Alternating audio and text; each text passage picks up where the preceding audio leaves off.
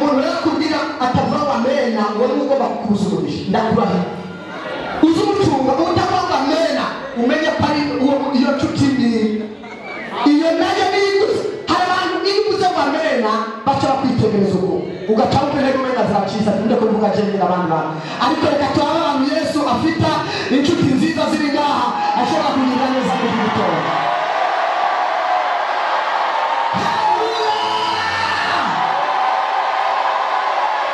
Amena reka nabashingira intahe hari ikintu bashingiye intahe ntabwo agiye kwigisha mu rushengero naravuze ati nyamba ariko bibiri muzozanira umugore ndagura banzanira umugore yabyaye amahasani mutitangize muti tate uramuzi aramuzi n'umuntu wawe ni n'umugenzi igihe nari mu Rwanda mu mwaka uheze nagiye kubwiriza hano mu rushengero nkavuga ngo ameni yawe iradeterura ibicuri bwakiye wa mugore ntabwo ari hanyuma yagenda kwicara ku ntebe bikamwana akikubita hasi abantu tujya mugore yasaze umugabo yahishuriye bati uyu mugabo yaje is a man of God umukozi w'Imana. Amen. Jewe rero sinamenye ibyo ari byo ubugira kabiri ndaho akira amavuta n'amani yawe Ligutas abana kwe mugabo muri aho hantu yariko yaje gutangaza ngo yari yarakoze impanuka jewe ibyo bintu biko bamwe igitereko ciwe kirononeka amaze imyaka 18 ariko umugabo atabyara. Amena ya mbere ngo yakiriye umwana w'umuhungu amwita Israeli. Amena ya kabiri yakiriye umwana wa kabiri ngo amwita Yabesi y'aburundi. Amen. Ndabona umugore umunzanire ngiye kubasura rero muri musiheze banzanira wa mugore baramubwira ati hajya wavuga amen iyo uza kuvuga amen rya gatatu burya umwana ari kuba gatatu yinjiye. Haleluya haleluya abanda ngo ikintu gusaba nombeje iyo wongera ugatera amen ati amen ya gatatu hari kuzumana rya gatatu ati kuko yamusi ntaje inyuma y'imisi bidakesa nida.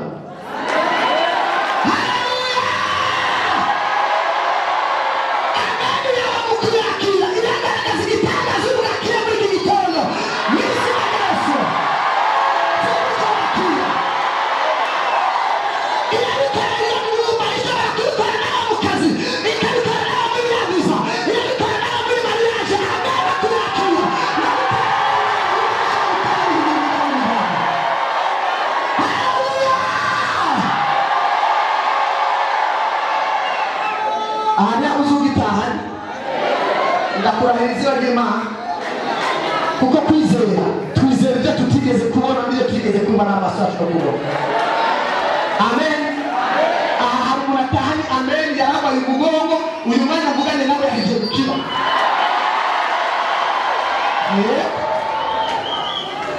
Amen. Hari umuntu yarabaye umugongo uri kuramubabaza n'ubu nakwegispektisha amavuta mwumviza adakora induru yakobo induru n'ubu kuri uyu mwana w'ijambo w'ubwenge mugabo tuwe expectisha amavuta namukorera amukorera mu izina rya Yesu. Hariho turi kumwe hariho turi kumwe yewe ndumva amavuta uyu munsi menshi cyane muri gihe sinzi impamvu ni kuri Imana ndumva uyu munsi ntuya sinzi impamvu kuyakwisha ubusa ndumva ikigiye gusohoka cyose ari ndatangira kuvuga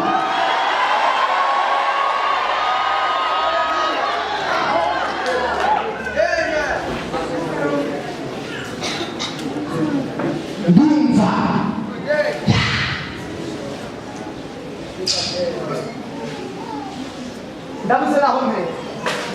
ndavuze naho mvugiye kuko mu bitangaza byuzuye aha ndumva full of the grace of the Lord, ndumva ubwiza bw'Imana.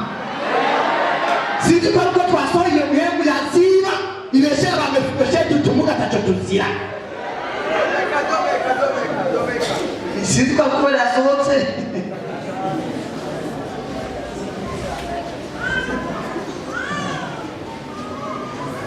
Hallelujah.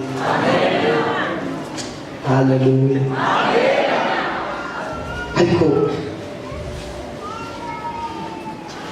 abicaye inyuma muravuga, abantu bicaye inyuma hajya murondera intebe mwicara kuko amavuta ashobora kubatera hanze. Mubarondera intebe bicaye ku ntebe zirahari, ni muri muhoza isoni kese protokole gusa.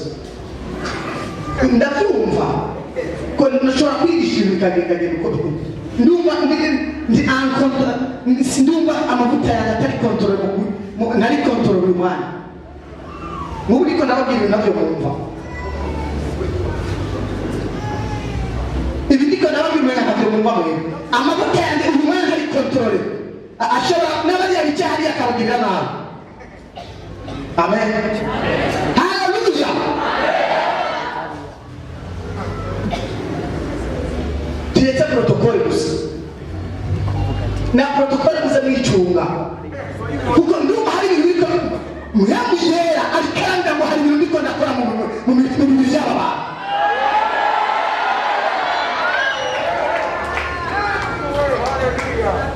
Hari ibintu Imana iri yakora mu twebwe.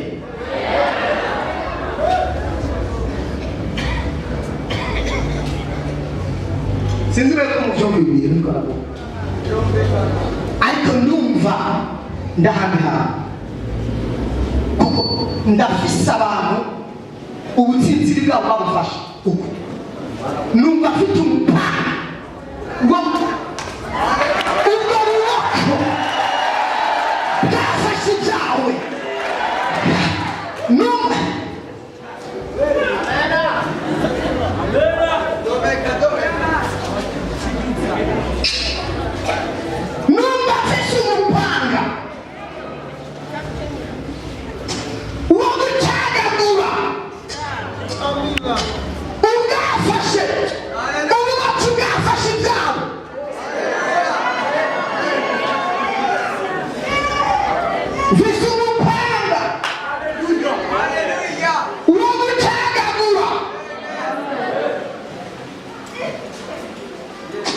my God.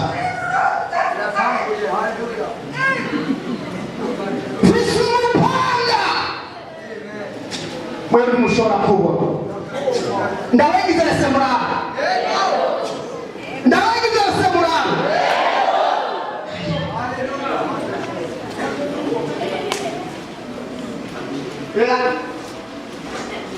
Ibi ndiko ndavuga ni mu byumva. Ahatemba ndacometse muri prize ndiko ndakuba samvoti ndiko ndavuga utaka mu kufini. Amen. Ndabereke Rosa ina leo ndiza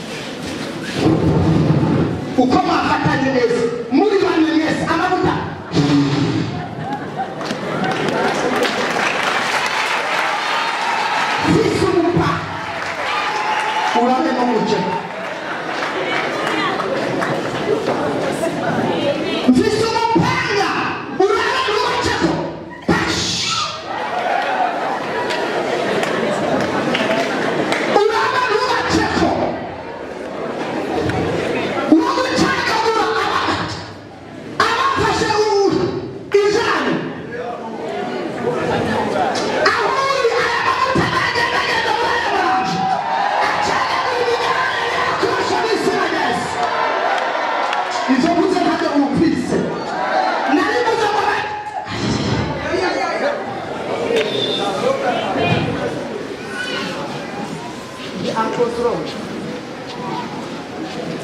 mwitege uyu munsi biri bube sindidani ijambo ryose mwitondere ijambo ryose ryo reka mwebwe yamubwiye iracatse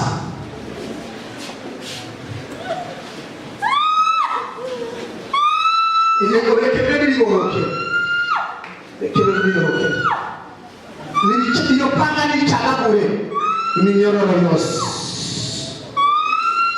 nicagagurike nyacagagure amen.